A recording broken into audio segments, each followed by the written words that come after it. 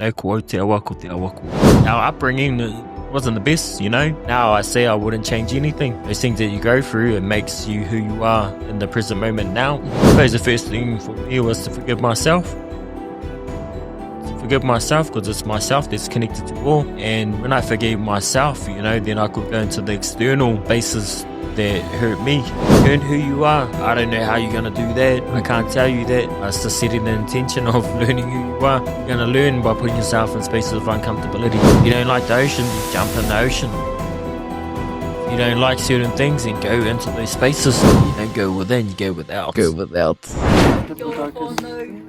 Alright, this is the first ever time the Planting Seeds podcast is doing a live podcast session. I just want to thank you fellas for being the first audience. Unfortunately, I don't have any speakers to get some good volume out to you guys, but this is the first time and to have it here with you guys and to have it with the bro Te Ururangi. It's a big privilege and honour. So thank you fellas for bringing the Māori in. So if we can either hold the space or give the Māori, that'll be awesome. Kapai? Yeah. So sweet, we're going to get into it, eh? Mickey? Let's go.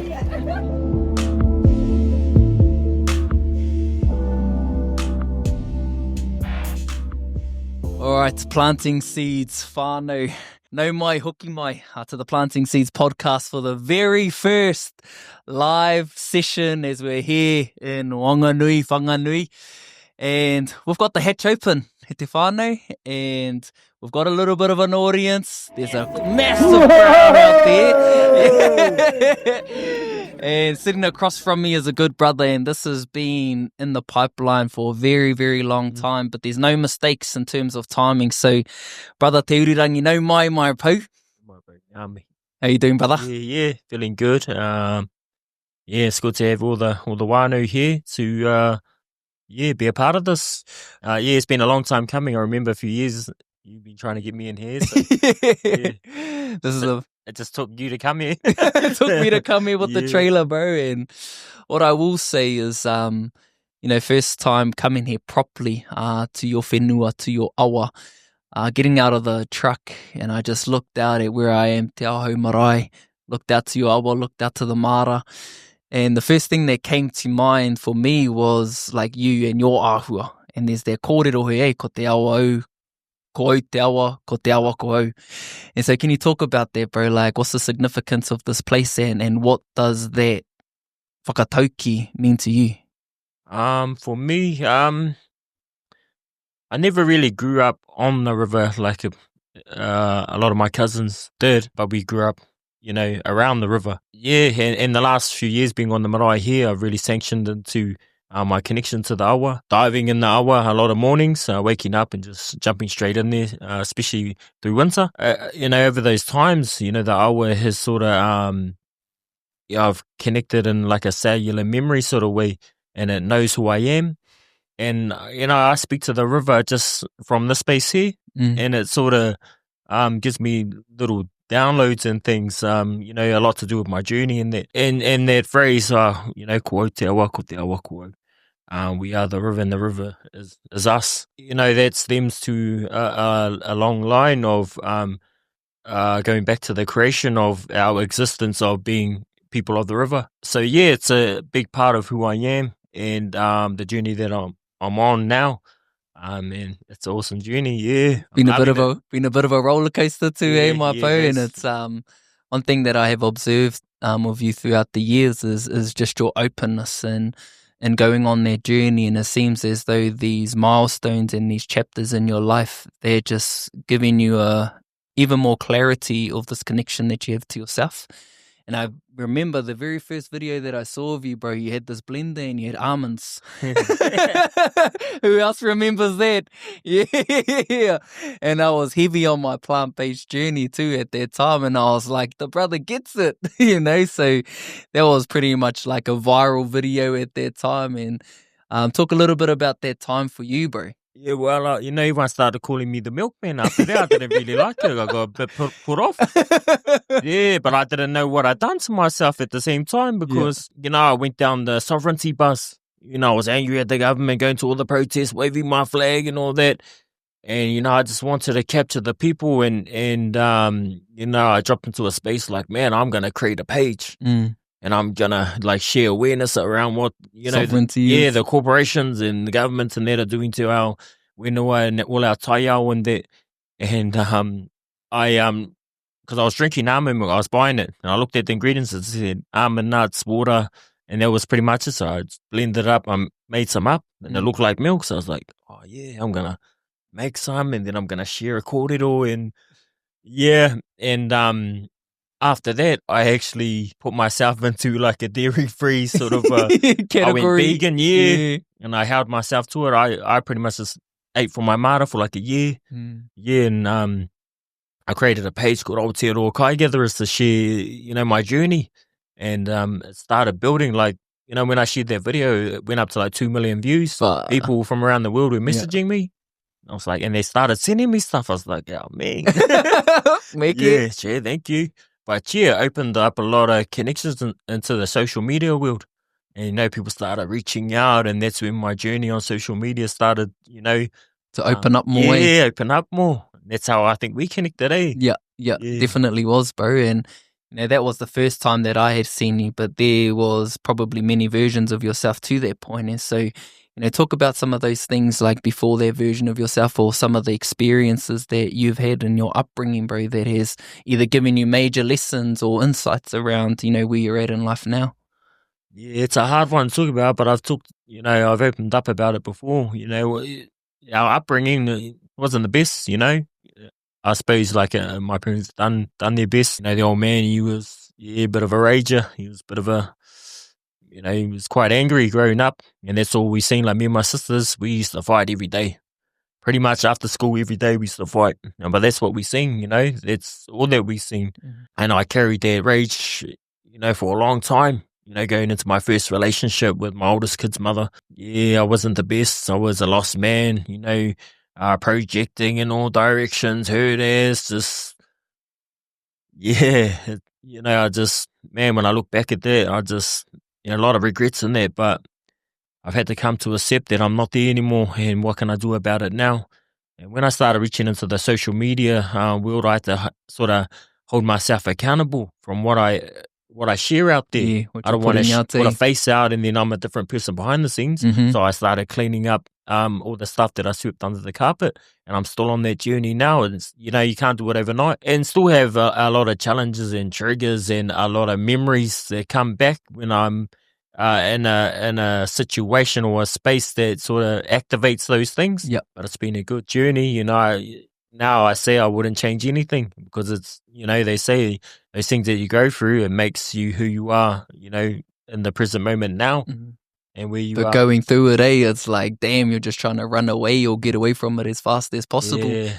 And so there's probably been elements as well of your journey of forgiveness or acceptance, and how's that been? Or can you remember moments? Because I've heard many things, and even in my own experiences, that when you've done something wrong, sometimes you tend to take yourself through the shitter because you feel as though you deserve it because of what you've done to others in a sense. And forgiveness or acceptance of either things that have happened can help us in finding that level of connection or healing. And so has there been any kind of experiences with you in that regard, bro, based on those older versions of yourself? I suppose the first thing for me was to forgive myself. Because it's myself that's connected to all. And when I forgave myself, then I could go into the external spaces, that hurt me. And as soon as I done that, I let a lot go. And a lot of the spaces that I've been into, like Te Ururangi, all of these different spaces have helped me in, some way. And it's a forever journey. Because sometimes without awareness, you seem to attach to a lot of things that keep you stuck. Yeah. It's like you've got to always keep pivoting, always got to keep changing course. You got to just roll with it and navigate. Because sometimes you get stuck in old patterns. Come up, and then someone will trigger you. And then when you're triggered, you're like, oh. I thought I got rid of that one. Yeah. And then you got to come back within, and and just make some shifts and do the mahi. Yeah. Yeah. That's so awesome, bro. And I think that's like everyone can relate to it in some way, whether there has been regrets or actions that have been taken or things have been passed on to us through that kind of like exchange. And so the thing that I feel is important here that I would like to share is like when it comes to that level of forgiveness, for me, I was the opposite. I would like forgive others but not forgive myself.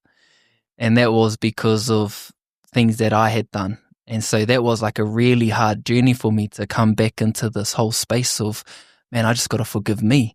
You're doing all of these other things externally, but you're the one like going through all of the mamai. And so it's talking about your like journey into the healing spaces and unpacking all of that, bro. Was there a particular moment that was like, okay, I'm going to really dive into this? Healing is a forever thing. It's not just a one-off thing, it's a way of life. You have to constantly be on the path of progressing yourself. And what do you reckon about this idea? Been talking about with the bro Nick Smith. Yeah. He's also part of our wānanga and that. We've been talking about this whole concept of growth and healing, and both of those are cycles. You can always be in that forever growth cycle. You can always be in this forever healing cycle. But when we connect to this essence or source aspect of ourselves, there's no need for growth and no need for healing. And so that whole frame or that whole way of being is actually a detachment from the growth and also from the healing. So we're not always needing to feel as though we need to get to that next stage, then to the next stage, because every next stage we meet, it's only more of what we already have. Yeah. And so, like, what are your whakaaro on that sort of way of looking at it, bro? I just, everything cycles. You go through the same cycle repetitively, and you're going to stay in the same loop of the cycle if you're not going to learn the lesson. The funny thing is, when you go through the cycle, when you learn the lesson, you move up a level. Yeah. There's another cycle. And it just keeps going around. It just keeps looping until you learn that lesson. And then you move up a level, and there's another cycle. But each time you move up a level, it's like you've gained a tool to be able to get through whatever the challenge is. And if you don't learn the lesson, you're just going to just stay on repeat mode. And, everything is just cycles. You're just going through these same patterns and same phases until you learn that lesson. Yeah. And there's a new pattern that you have to learn. And that almost sort of can help us shift our way of looking at challenges though too, eh? Yeah. And everything that I've ever, I guess, grown from has come from some kind of like downfall or setback. But when you're in the setback, it's like, fuck this, bro. And so like, do you feel that, bro? Or do you embrace it now? I embrace it because I know it's only a present time. You're not there forever. Yeah. Just sit with it. Even though it might be ugly as, just sit with it. It's not going to be there forever. Yeah. And things will pass. But yeah, you have to sort of go into those spaces in order to find your next path or your next journey. Because sometimes you get immune to the same thing that you do. Even I'm on the up and I'm just growing. Yeah. But you don't know, how far you've come until you get hit with things. But what I say is that, there's many paths to the top of the mountain, to the top of the maunga. Everyone has their different path up. And the thing is, when you get to the top, you're just at the base of another maunga. Well, there's that, but you want to carry these tools so that you don't get kicked all the way to the bottom. If something challenges you, you might fall a little bit down, but you can just get back up. Yeah. So it's holding those tools in a strong foundation so that you stay closer to the maunga. Otherwise, when you get kicked back down, it's a long way back up. Yeah, it's that cycle though too. If you fail to not learn the lesson, then you're just going to stay in that repetitive cycle. Yeah. And that's not a nice place to be, and it's quite frustrating, like I've been in a few cycles and even when you have like a level of awareness and you can perhaps sort of see the patterns, for me, I get to a point of like, man, I've experienced this before. And then next minute I'm doing it again. And I'm like, get to a point where I'm hoha with it. And so what happens for me is like, if I'm experiencing something in my reality, whether it's my relationship, whether it's mahi, whether it's pūtea, whether it's hauora, those are all extensions of me. And so every learning always comes from my reality showing me what I need to see within myself. Is that something that you can resonate with, bro? Or? Yeah, sort of like mirrors. Yeah, 100%. So it all comes back to self, the internal and the external reflections of, you know, what you think in your mind, you know, is what you manifest into reality. Yeah. So, you know, you need to control your mind to only think of the things that are going to help you, you know, evolve yourself. Yeah. And it's not easy, but being present and being in the now. Because, you know, a lot of times we tend to go back to the past, you know, where our traumas can be, or we go to the future where the anxiety is. But the power is just trying to stay here right now. That's why I'm always on the go. I'm always just keep myself busy. You know, sort of like when I'm carving, you know, my mind and my physical body are in sync because I'm just focusing on the design as I'm moving with it. Yeah, right. So it's like I'm tapping into their subconscious creation of, you know, being present with everything. Right. Yeah, it's as a carver, are you seeing the design like as a whole, or are you taking it just chip at a time? It's like looking at a piece of wood, you know, just looking at just a block of wood. I can see, you know, the wood is going to dictate what I can get out of it. Right. So yeah, you sort of have a vision and then you just carve that path towards that result. Yeah, but you know, it's I love it. It's a mean space. You know, I just really connected into that sort of space. Like especially the last few years, it's all been carving, eh? Yeah. What are you learning mostly, bro? Using these like taonga tuku iho. You know, like this is a practice of our ancestors, and you know, you're the ancestor of the now, and you know, you're doing the same kind of mahi and whakairo and doing carving, and so like what do you get out of it in terms of like your receivership from the mahi that you're doing? It's a big responsibility, it really is, you know, especially for our carving style here on Whanganui. It's authentic, it's unique, and really there's not much carvers out there, you know, especially young ones. You know, a lot of them are getting on now, so I know the responsibility is huge, you know, when you know, you're carrying this sort of mai and knowing that there's got to be others coming through after me. But, you know, I'm supported by, you know, a big matua here that sort of watch our back. Yeah, mean. You know, to make sure that, you know, our path ahead is clear. They do all the stuff behind the scenes. But yeah, you know, it's a big thing. You know, and like when I wake up, you know, I'm just in the carving shed. Before I go to sleep, I'm thinking about all those things. But I've noticed, you know, especially lately, you know, I've got to get out of there. Yeah. You know, I've got to find my space to go outside to separate. Yeah, true. Because I get caught up in the same old. Yeah. So I've got to break away, you know, to sort of refresh. Look at it freshly. Yeah. Right. And that's what we did the other day. I went out for a dive. You know, I've sort of made it a thing. Like, I've got to get away a couple of days a month. Just to reconnect, you know, clear anything that needs to be cleared. Rest. Yeah, 'cause I'm always on the go. Oh, well, there, when you sort of see you went diving more recently, you're sort of sharing online, and bro, you just left your young fellas way in the dust, you know? Like, the bro's just like walking, and bro, your kids are like 2Ks behind you, and you're like, they'll catch up. Like, talk a little bit about that, bro, like your style of parenting, and, you know, taking them out into the taiao, and, you know.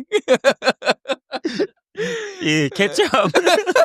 Catch up first. Oh, you know, I'm quite disciplined with my boys, but I've in a different way. Yeah, because, you know, I know what it's like to be a young boy urging for acknowledgement from the father. Yeah, because I didn't really have that. And man, I just remember this feeling even when my dad or my uncles took us diving. I used to feel like, yes, I'm a part of this, and man, this is mean. And, you know, I see it to my boys, they love it. And, yeah, it's funny because I just I'm showing them the way. Yeah. This is the mission, you catch up. Catch up, sons. I'll meet you there. Yeah, but I know they're safe. As long as I can feel them and I can see them, I know they're safe. Yeah. And they're just exploring too. They love looking for crabs or looking in little, pools and that. Yeah. I just sort of let them do their thing, let them do their thing. Yeah. As long as I know they're safe and they're just there. Yeah. Yeah, even though they're all the way back there. All the way, gotta zoom in. There they are. Bro, you do a lot of things, bro. You're a carver. You've also jumped into tā moko. You've talked about you being into the mara. You're also a mahi man. And so, there is this real sovereignty aspect, to yourself. You've got dominion over your own sort of well-being and everything like that. Is that something that you're fully aware of, or because you can do so many things, bro, and you're really good at all of these things as well? Yeah, I've always carried a lot of skills since I was little, because I was everywhere. When I was little, I was over there. Mm-hmm. And my dad not really being there, he was there, but he wasn't, really bringing the best out of me. Yeah. Man, I just wanted to do so much. So I just went and did it. Far. Yeah. Was there anything attached to being maybe if I do this, then Papa will acknowledge me? Was there any of that kind of attached to any of those things you were doing? Yeah, there was, because I remember I played rugby. My dad came and watched one game, and I just started trying to waste everyone just to try and capture him. Yeah. Yeah, he didn't stay for long. He took off, but that's how I felt, Yeah. Yeah, and he was there, but he wasn't there, as I said. It's just, I did urge for that. Hence why I sort of went and learned a lot of things, but I don't know. I just love being creative, I suppose. Even though I was a bit of a lost man, I still had all these skills. It's taken a while for me to hone everything. Yeah, right. Dive into what I was actually doing and being present with what I'm doing. Do you think the development of you as a person has helped all of those skills sharpen? You know what I'm saying? Yeah. Because you're always a bit of a tutu and had the skills, but the man doing them just needed a bit of awhi, but in doing that, did that just make everything a lot sharper and a lot better? Yeah, it did. I knew I had to heal my shit, because that was suppressing me connecting into the pukenga that I carried. Yeah. And I was like, man, if I do moko and I'm doing this shit behind the scenes, man, I'm just transferring Māori. True. You know what I mean? I need to go on a journey of bloody fixing myself.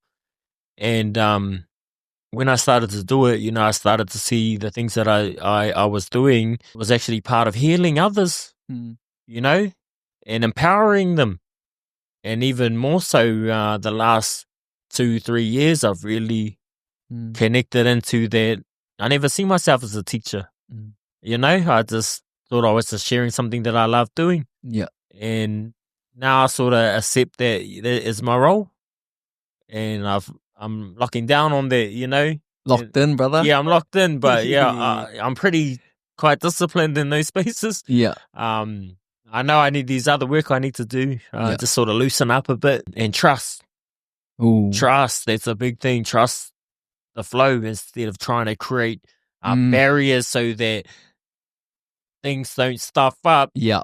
You know what I mean? Yeah, I'm trying to exactly put things in place so they don't stuff up, but I think I just got to loosen up there and just allow it to flow and trust. Yeah. Yeah. That's speaking directly to, I suppose, where I'm at the moment, bro, and just that whole aspect of, we've been so conditioned to do, and a lot of it's forced, particularly if it's around pūtea mahi, looking after whānau, we're always just trying to fill up the calendar or trying to force our way through things. And the thing that I've realized just in my own life is that one, that way works, but it's at the cost of something. And then there's this other way where you do what's needed or what's required of you. And that could look like an aligned action around something that you love and something that you want to do.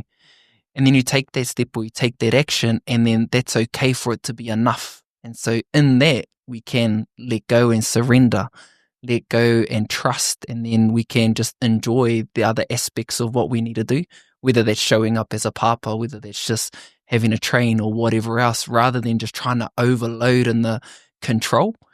And I feel, just speaking to me, like control comes from some kind of deficit.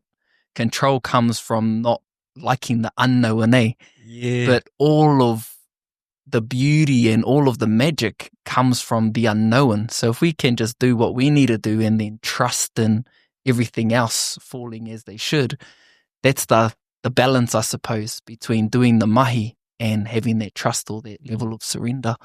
Oh, it's hard. Oh, 100%. It's hard, but yes, just letting go. Because, you know, you're not really in the prison if you're worrying about, you know, something that hasn't even happened. And but in the mind, the fear of it not happening and you is manifest that. Well, you manifest that. Yeah. So, yeah, you know, and I think it was Poetry he shared with me, you know, I think it's The Power of Now. Yeah, bro. Yeah. Yeah. And I actually downloaded it and I started listening, and man, everything was just resonating. 100. It's just like, but now it's application of this. And the thing is, we know all of this. Yeah. And, you know, we've heard it, we've seen it, we've experienced it, and it's in our cellular memory. Mm-hmm. So it's just a remembrance of what we already know. Since other people, it's activated in you, they trigger it in you. So, presence is really speaking to the lack of mental activity, you know, and we're all so have this high level of mental activity, you know, we're thinking about things that happened yesterday or bloody last year, or we're projecting too far in the future, or we're thinking about, I got to get the kids ready, or then, what's for dinner? And then, you know, like we're so in our head that we're never really present. And so that's the difficulty. And you look at all of the body of work out there, whether it's, you know, The Power of Now, or even going as far as the Bible, or all of the greatest teachings, it's all coming back to the present, because we can detach from the mind. And when we detach from the mind, like all we have is like our being, you know, which is we're all as well, you know. And I've had moments of that, brother, you know, of like, I'm present. And then the moment you think about if you're present, you're not present. Yeah. You know, anytime a thought comes in, that's when you sort of drop out. But that's one of the practices around, you know, the management of thought and mental activity anyway. And I use practices like gratitude, or, you know, just being able to go out into the Te Ao. Me and Auntie Ange were sitting on the seat just out here, just looking at the Te Ao, and like even that's a moment of presence, or in conversation, you know, where you can be where you are and not where your mind takes you, which is very difficult in today's age, with social media and everything else. Yeah, I think some of the bad experiences that you have, you seem to attach to. Yeah. You know, just like, even if you're driving on the road and someone nearly hits you and you're just like, you're just like, you're still carrying it, you know, till an hour later, 2 hours later, you're going to tell the cuzzy tomorrow, the next day, you know. Reliving it, I think about living in the prison, you got to always let go. Forever letting go. Like, what I'm going to do now, that's in the past. You know, just like that. Exactly. But you just got to stay on top of that. I think it's just embodying, you know, what exactly that is. And what it means to you and how you can apply it into your everyday life. And, I like that. Yeah. Because that book I've read it a couple of times, and there's so many languaging within that particular book that I couldn't fully understand. And the only reason that I've come up with myself is that because he's so, Eckhart Tolle is so present or so enlightened, he's speaking from that way of being. And for me, of like whether it's looking at levels, is that I'm trying to decode like something that he shared from like where I'm sitting. And those are the cool things that I like within that puka puka, because it takes you away from your mind and you actually have to tune in more like spiritually into some of the kōrero, into some of the teachings. And have you found a way of balancing like the full aspects of like what hauora? So there's te taha wairua, hinengaro, tinana, like how do you sort of balance out like your level of well-being, bro? Yeah, I thought it was a routine structure that you have to do when you wake up. And the first thing you do is you might go to the gym. Yeah. Ruruku karake. But I suppose it's like looking at everything as being sacred, and especially yourself, and its intention. and self-awareness are the most powerfulest thing, I think. Intention and self-awareness. Yeah. What do those two things mean to you, bro? How do you... Intention is everything. That's why you do that, eh? That's why I do that. It just brings me back in. Yeah. Better come back in here, align myself. I'm getting stuck out there in the external world that I don't really have control over. Mm-hmm. Intention is it sort of brings you safe passage, you know. Like when you go into the moana or the awa, you got to set your intention right. Otherwise, it's not going to be safe if you don't have the right whakaaro, why you're going in, how you're going in, what you're going to do when you get in there, and just acknowledging that there's a mauri or a wairua to that part of that realm that you're entering into. Yeah, just seeing everything as sacred, because it is. You know, we derive from that. It's a part of who we are. And, you know, living in the system, they never teach you these things. Nah. You know, you sort of have to find it for yourself unless you're around those that have, you know, taught you. Mm-hmm. So, yeah. Right, and we were talking about, you know, before we come on here, we were talking about receiving. And that's aligned to when people want to help and they can help. That's been a struggle for you, around receiving that. And so can you talk a little bit about that, but more importantly, like why there is a level of resistance towards the receiving of tautoko that's coming from people? Yeah, again, it comes from childhood, you know, not having the help that I needed from my male role model sort of created a trauma effect in me, you know, and I just did it on my own. So, you know, a lot of things I just do on my own because sometimes I don't like asking for help because I feel like I have to owe that person back. So I just do it on my own, but then there's power in the collective, you know, reaching out. And I've got to start using those, you know, those cards. Yeah. And there's healing within that too, eh? Yeah, for sure. Like there's healing in the breaking of that pattern or that mamai in the opening too, you know. And when we think about it in that way, not to like come down on your example, but it's because there was a lack of aroha or guidance in one particular area. Over here, that guidance and that aroha is coming, but it's getting blocked off in the way that your openness is allowing. And what I can share from my own perspective, bro, is that I've been in the embodiment of receivership more recently, because the situation that I've been in has been more around the pūtea side of things. And I had this whole mentality around, I can do it. I'm the provider. I'll look after my whānau. And the hard part for me was the whole sense of failing, you know, failing my whānau, struggling, not knowing when the next pay and all of that stuff's coming in. And then all of a sudden, I had to break down a whole lot of things. But what I ended up arriving to was the openness around people around me and their aroha around wanting to tautoko in whatever capacity. And what I had to realize within that moment was like, man, what a blessing. You know, what a blessing to have whānau who are keen to tautoko. And it wasn't even about what was being given or how the tautoko was coming. But what I tuned into mostly was, man, there are people around me who care.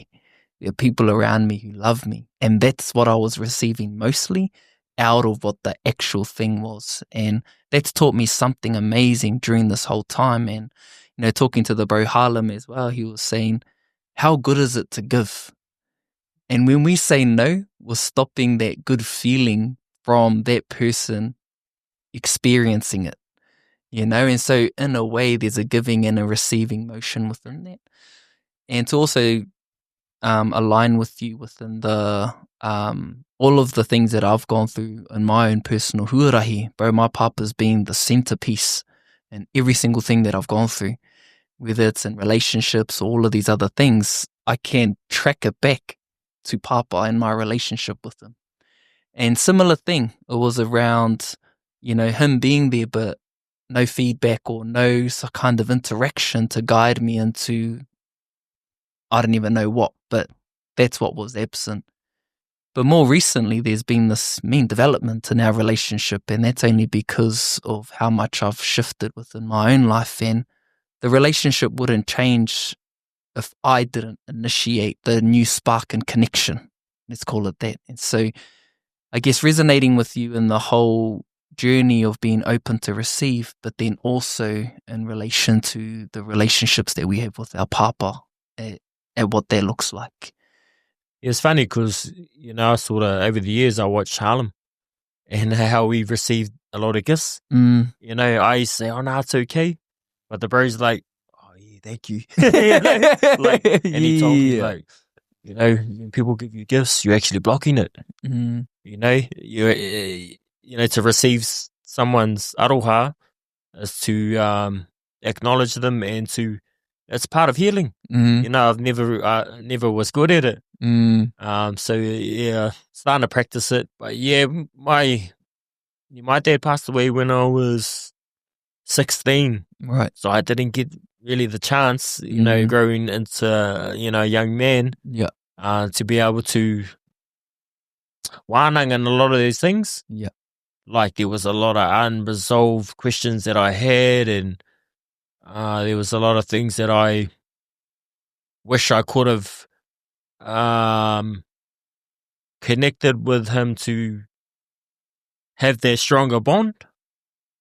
So I was left with, like unanswered questions. So I've had to sort of fill those spaces, and I'm still on that journey, just diving into memory stuff and like, being with the bros the last few days, a lot of things have come up because this is what we talk about. Yeah. We talk about these things all the time. We talk about being accountable. Talk about, all the things that don't serve us any good. We got to say, ka kite, yeah. Got to cut those ties.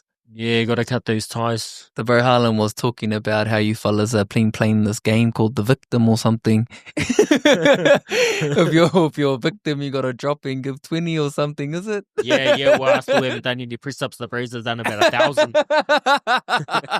Bro, voluntarily, Harlem. Yeah, I'm keeping tallies anyway. Keeping tallies, eh? The bros ain't self-aware, eh? Yeah. Just banking them up. Oh, bro. So we do got the bros here. Got bros from Creating Space, and then we've got whānau here from our Te Whare Aio. Talk about, one, bro, how cool it is, one, to have like two of your spaces in the one space at your space. There's that. But then talk about the two different, groups that are here, bro, and like what they mean to you, brother. Wow, magical. Yeah. Straight up is, like, just sitting here right now, like feeling who's around, where we are. Like a lot of things have dropped in, over the last couple of days, having everyone around, like being on our marae, Te Ao Hou, the new world. The new world. And some of the shifts that we've been through together, in the space that the wānanga space that we've been in. Mm-hmm. I see a shift from leaving some of the old world and then creating this new world. But to Ariayo, it's helped me sanction into my po.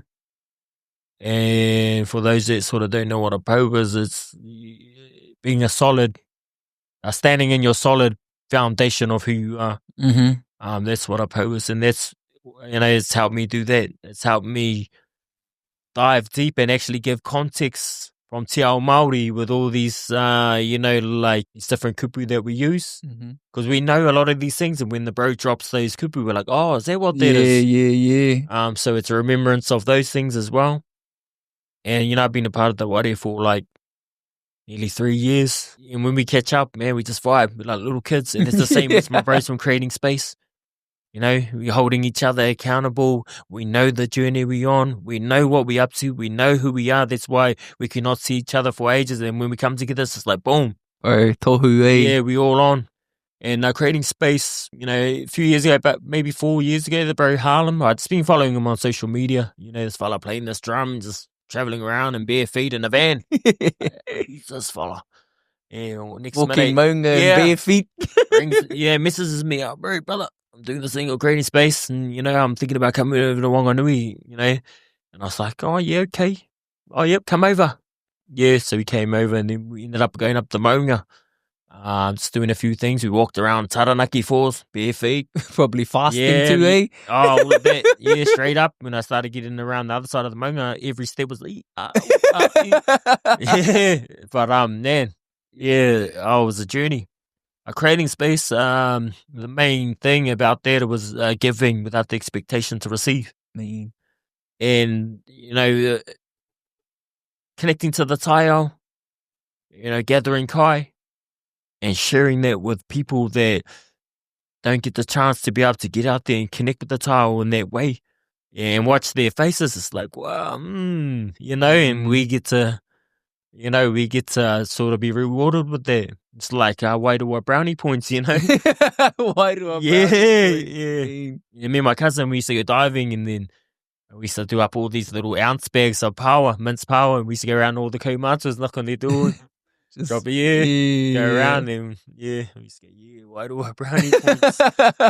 Yeah. So you've always just enjoyed the giving aspect of things, eh, bro? Yeah. It's a good feeling, giving kai. Yeah. And I've always grown up around it. My mum's brother who just passed away not long ago, they lived on a farm. They had chickens, sheep, had all of that, mara.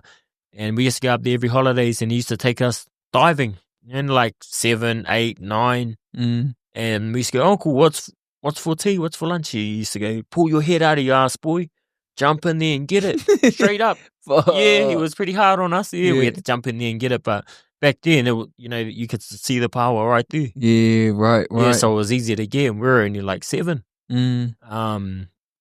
Yeah, so a lot of those things, I've sort of carried for a long time. And it's the feeling you get. Yeah. I love that feeling. What do they call it? Dopamine or something? Yeah.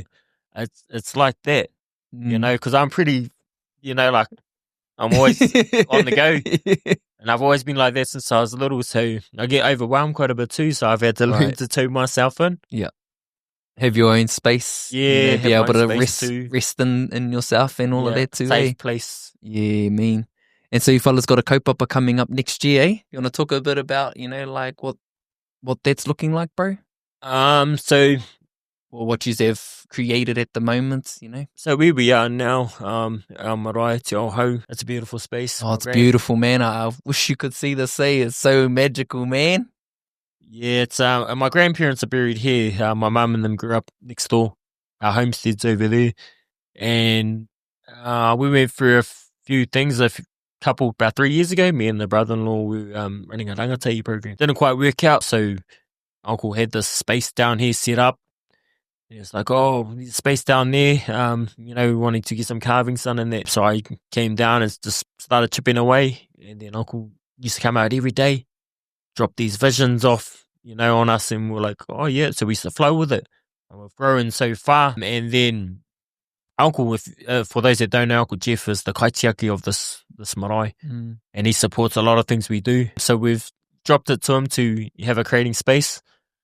So we've booked in the dates, March the 6th, 7th, and 8th. And from here on out, it's just gathering kai and just bringing all the people together to make it happen. Yeah, and on the day, these like holistic healing practices, breath work, midi, all those that carry certain gifts come together and just giving and serving the people who come, eh? The people. Yeah, and just a big massive kai, big hakari. Yeah. Far out, man. That's so cool. And like, is this a free kaupapa too for whānau? Like to come through? Yep. It's been a free kaupapa since the start, but we're trying to look at ways how we can receive as well. Yeah, because it's not easy giving all the time and serving. Yeah. So we're looking at ways where we can start filling our own cups up as well. Yeah. The day of the kaupapa is going to be free, but we're going to look at running workshops. And how we can exchange and bring in some financial sustainability for ourselves. Yeah. And how that's going to work. Yeah. So there's still a lot more work to do, but I think it's possible. Yeah, that's cool, brother. Me and Creating Space, March 2026, when you're the whānau watching. And, brother, we got to get into a little bit of jits, because you're a black belt. You're a teacher here at this marae. You had a year off after you got your black belt. And so, you know, how long have you been, you know, rolling on the mats, brother? And, you know, like, how's your jiu-jitsu journey been? Been doing jits for about 14 years now. Yeah. Started under the bro B-Red. Yeah, yeah. Te Kurutao. Yeah. Yeah, got my blue belt from the bro. And when we started, man, we had gangsters with us, different gang members. And man, we just used to roll hard. And for those that don't know, Highbury and Palmy, that place was pretty full on back then. Yeah. And you know, they call it the blue belt blues. When you get your blue belt, you normally disappeared, and I did that. And I went away for a year, 2 years, came back, got my purple, went away, came back, and stuck to it. When I got my purple, I started teaching here in Whanganui, opened up Whanganui Southern Tribes, Southern Tribes. And then I got my brown belt. And then, man, I just kept going and then received my black belt about just over a year ago. Oh, no, nearly 2 years. And I said, when I get my black belt, I'm just going to put it down, have a rest for a year so I can zone in on my carving. Everything else. And that's what I've been doing and focusing on the carving and bringing my skills up. And when I've done that, I'm like, I'm going to sit back up, but mainly give a space to those that I've taught to bring themselves up. And now I'm getting to that space where I've been teaching the last few months, bringing my students into the uncomfortability of teaching others. Now. Yeah. And it wasn't easy, but they starting to get it. Yeah. So now I can start just opting out a little bit. I'll be there, but I won't be there. Yeah. Yeah. Well, that's mean that you're giving them the opportunity to get into teaching, because in the way that I've seen, not just in a jiu-jitsu context, but just in a learning and teaching, you actually learn so much when you're teaching, eh? Like, have you found that when you're being like teaching in whatever sort of field it is, that's where you show how much you've actually learned, eh? Yeah, it's you get to put your own style on it. Yeah, how you teach. Yeah, and it's like connecting. You know, you find a passion for it. Yeah. And lately I've just really dived into that space, and you know, you can sort of joke around, you can be disciplined, have fun, and then bring them back into alignment. It's cool. Like, I have my way on how I teach, and you know, especially in the carving space. You know, I like in the carving space, like I won't hover over the ones that I'm teaching. I'll sort of just say, show them a little bit, then I'll just step back and I'll just let them make mistakes. Find I'll their let way. them rip the wood. I'll let them sit with it, because when I first started, I remember, man, I was making mistakes. I was getting hairs, but the wood is going to show you a reflection of yourself. But when you learn how to smooth that out, you learn how to smooth out parts of yourself as well. And man, I think when I started, I was on like highs in that for like 2 months, and that's just doing straight lines. Yeah, right. So I have a different way of teaching. You know, like, make your mistakes. I just let them be, and I'll just come in, just bang, bang, bang, and then I'll stand back. And I'll just let them flow with it, let them feel it out, let the wood teach them, and I'll just jump in where I need to. There's no kind of like fast way to get good at anything, though, eh?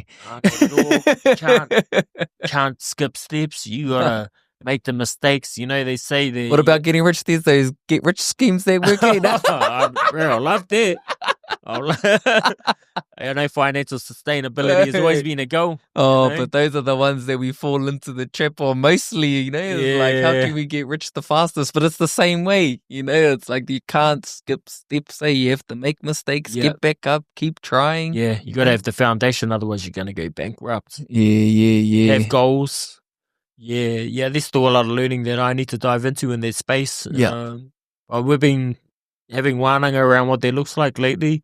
So I guess it's just like learning the formula of how to tap into that now. And that's where we're at, you know. And, you know, we deserve it. We're worth it. It's just valuing ourselves, eh?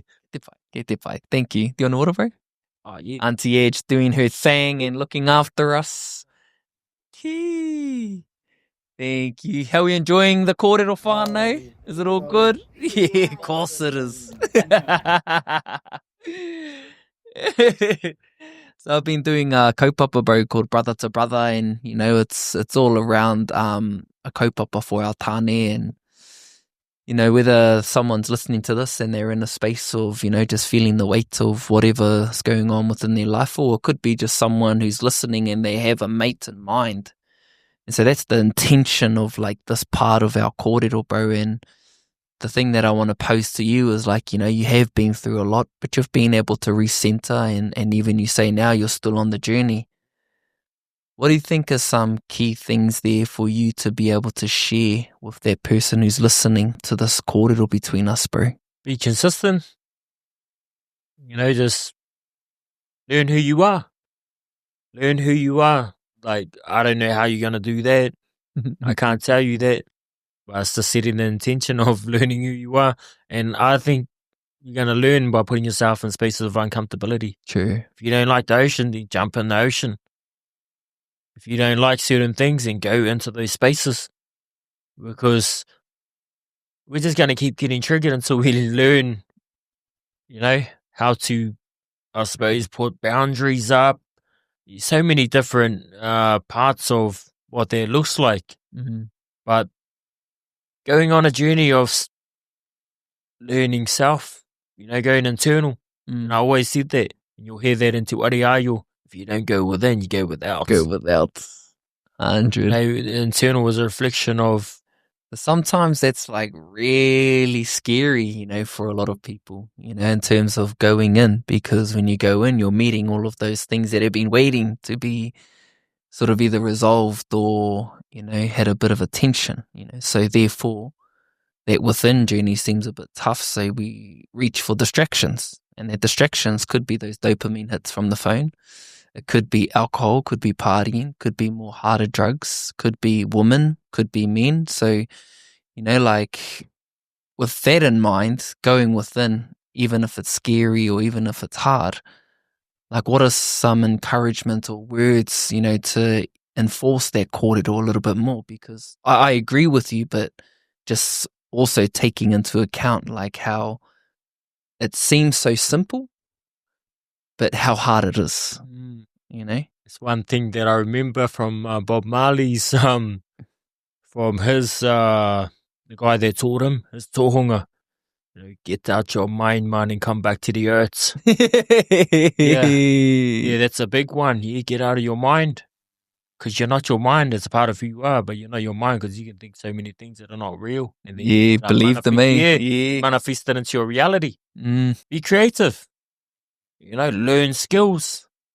Learn skills. Your life journey is a whānau, so you got to keep learning. Put yourself in environments where that's going to empower you. That's why I went and did jiu-jitsu. That's why I went and learned how to carve. That's why I went and learned how to do marakai, hunt, fish, whatever.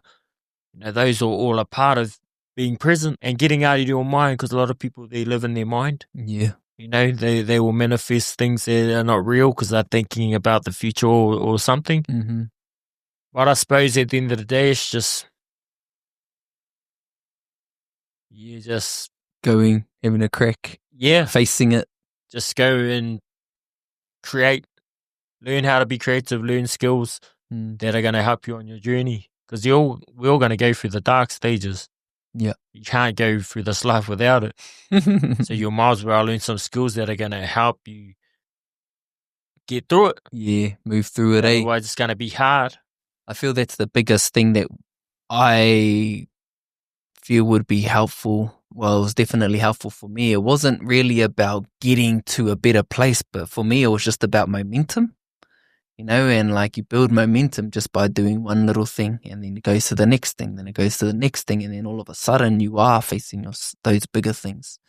And I remember when I first started doing the mahi of going within, it was actually like gratitude and journaling, those simple little practices that are often overlooked really just opened me up to how I was thinking. Sometimes we are in our mind and we don't even know what we're thinking about. So actually writing things down on a paper helps us to reflect, where our state of mind is, and can also create a sense of like separation, or create a bit of, what's the right word? Not distance, but you don't feel like you are your thoughts in a sense, and so you can't change anything if you're not aware of it. And there's this example that comes to mind, and, a lot of sports coaches, they get their team to watch their game back. And the reason being is because they want the players to see what they've done, so that when they're coaching them, they know what they're doing, and then they know what they need to do instead.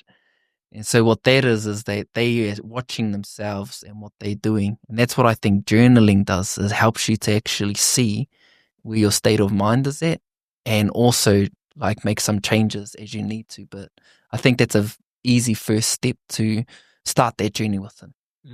You know, like, have you gotten into any journaling or done anything like that, Maipo? Or has it just been straight up the guts? Straight up the guts, yeah. I tried to do the journaling in there, but I was like, I ended up drawing pictures instead.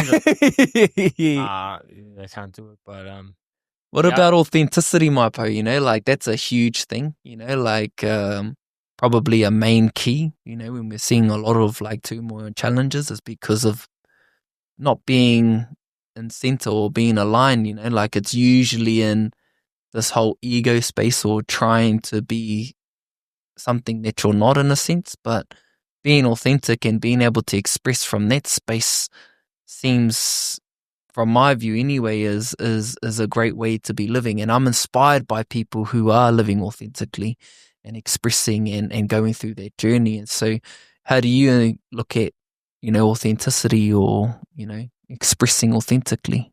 Just do your own thing. Just don't follow the crowd, you know. I just do my own thing. I've always sort of done my own thing. But I do have collective. That's why you're inspiring, brother. Yeah, I don't know, I never listened when I grew up.